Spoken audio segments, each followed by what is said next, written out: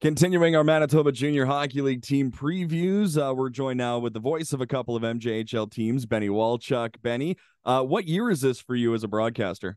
I started in 2012 was my first season, so that would be, I think, season number 12. Awesome stuff. All right, so let's start with one of the teams that is looking to take a step after another strong playoff showing, the Swan Valley Stampeders. What is your overall sense of the club and where they're at heading into the 23-24 season? Yeah, like I said, it was a great run last year. Unfortunately, it's a tough loss to Steinbach in that semifinal round, but it's a team that wants to take that next step, as you mentioned. A lot of momentum from last season, despite the loss. I thought a lot of their young guys took some great steps last season as well. So I think they just want to continue off the success. It's going to be a little bit different with a lot of familiar faces gone, especially on the back end and in between the pipes. So that's something they have to work through here as you start the season. But I think you're looking up front, that's their strength. They have a great nucleus of returnees coming back. Trey Sauter, Jacob Jones, Landon Gullitson's back. Alex Walicki's back. There's so on and so forth. They're coming. Callum Halls and a few other guys are coming back up front. So there's some great talent up front, but their success in this 25th anniversary season for the Stampeders will have to be from the back end out. We've seen it last year with Kobe Grant, how great he can be leading his team to a great run, and MJHL goalie of the year as well. So it's still kind of a work in progress to put all the roster together, but I think Barry Wolf and his staff are going to be pretty pleased coming in here with especially the returning talent they have up front. Yeah, let's drill down into the positives, and then we'll go to the back end and goaltending concerns. You talked about some guys coming back with points. Jacob Jones had 72, Trey Sauter had 60, Callum Halls, Griffin Ayotte are having really good preseasons, scored 223 goals last year, had a plus 50 goal differential. 52 of those came from the back end, though. How do you replace the scoring that they got from their defensemen? Yeah, I think you just have to go to the depth. Like you said, I saw strides with Griffin Ayotte last year that I could say he could take a next step here this season. Callum Halls, I think he's 25, 30 pounds lighter than he was last year. So that's going to help him, and he can heck of a shoot. He scored 45, 50 goals as a U18 AAA player. So his scoring ability is there. So I think you have to kind of make up for that back end with some more depth scoring. I think Alex Walicki will take a step forward as well. And you got some young guys up front as well. Owen Wernick, they're very excited of. He's a 17-year-old. They're from a first-round pick a couple of years ago. They're excited for him as well to take that a next step in his first year of junior hockey. So I think you have to go with your depth scoring. I know there's some guys on the back end coming back that hopefully they can add some scoring. Matthew Monroe, Ashton Fishley.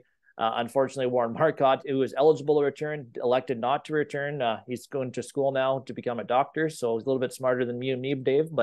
Yeah, there's lots of pieces on the back end to replace, but they've got some young guys. They got some guys that are older players, like Barry usually brings on the back end, that hopefully can take some steps as well. Lucas Perry from BC is one guy they want to rely on for some offense from the back end. So I think it's just depth scoring is going to step up a little bit more than it did the last a number of years, and we'll see. Maybe we can find the next Adam Racegal on the back end for the Stampeders to kind of fill that void. Given the goaltending concerns coming off 26 wins from Kobe Grant, do you think Barry Wolf's looking maybe more to have a defensive unit that maybe isn't looking for offense as much? Do you think they're going to be a little more mindful defensively given the questions in goal for the first time in a couple of years? Yeah, I'm sure. I think a little bit. Knowing Barry and just the way he's coached the last number of years, I think it is still goal offense. Every other year, he tries to rely on those top guns, and I think he'll do that a little bit like he has the past years, this year as well. But I think they'll have a little bit reliant defensively. They still they brought a guy named Liam Vanderkooy, who's a 20-year-old from the BCHL. He's got experience. He's a big goaltender, over 6'6". So hopefully he can bring in and kind of stabilize that at goaltending. Also, they have some battles coming on right now for their backup job, and maybe one of those guys can take the reins and run with it as well. So I think maybe a little bit more attention to detail, especially defensively early this season. But I think as the season goes on, I think you'll see the typical Barry Wolf relying on a lot of his top end guys to provide that offense. And like you said, the key to Barry's success is score more goals than the opposition. That is his main reason. So I think score goals will still be definitely a big identity for the Stampeder team.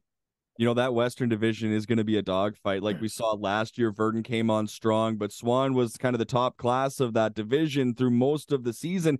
Do you see them again in that upper tier, or are they going to be in that kind of middle tier battling for home ice come playoff time?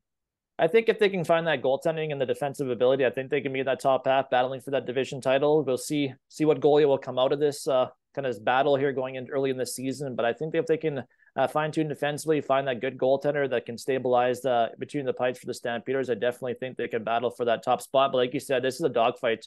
Even just looking at it ahead of the opening weekend here coming up, I'm not sure who's going to win this division. Dauphin has the potential to be very good. Verdun's going to be very good. Wawasee Capital's going to be a veteran team. They're going to be very good. And you got the likes of Nipo on OCN that could surprise a lot of teams as well. So I think this is going to be a great divisional race here as the season goes on. And I'm just looking forward to be a part of it and call some of these games. You know, Benny, one of the biggest things I think concern-wise for the Stampeders last year was depth up front. They ran their big horses a lot, especially those forwards. You know, those three guys were killing penalties. They were on power play. They were 5-on-5. Are they better balanced this year? Like, are they going to be able to stand being a team that teams are gunning for all year and then carry that into the playoffs? Are they better built for that? I think they're a bit more depth up front for sure. I think a lot of these younger guys were 18-year-olds, 19-year-olds last year. They're now 20-year-olds, 19-year-olds this year. So I think the depth is way more than we've seen, maybe even from that team that went to the MJHL final a few years ago as well. I think it's similar to that. See if these guys can take those next steps. If they are, I think they're much more deeper than the past years. I know they're still going to rely on those top six guys, top line in a lot of different situations, but I think they have a lot of guys, and that's maybe that top nine in total that can step up and chip in offensively, which will be huge for this team. I know community support has always been there, but I heard in the preseason they were really well-attended games, and it sounds like this anniversary year means a lot to the town. And do you expect to see them flocking out to an arena? And, you know, potentially I hear some maybe whispers of another new facility down the road as well. So the fan support really is going to be key this year. Yeah, ever since I've got into this job and been to Swan Valley, the people of the Swan River Valley and the area, Benito, we got Minnetonus, around the area have been outstanding supports. Barry Wolf, since he came in, has been a big community guy. They've participated in the Terry Fox run. They participate in barbecues. They go to schools.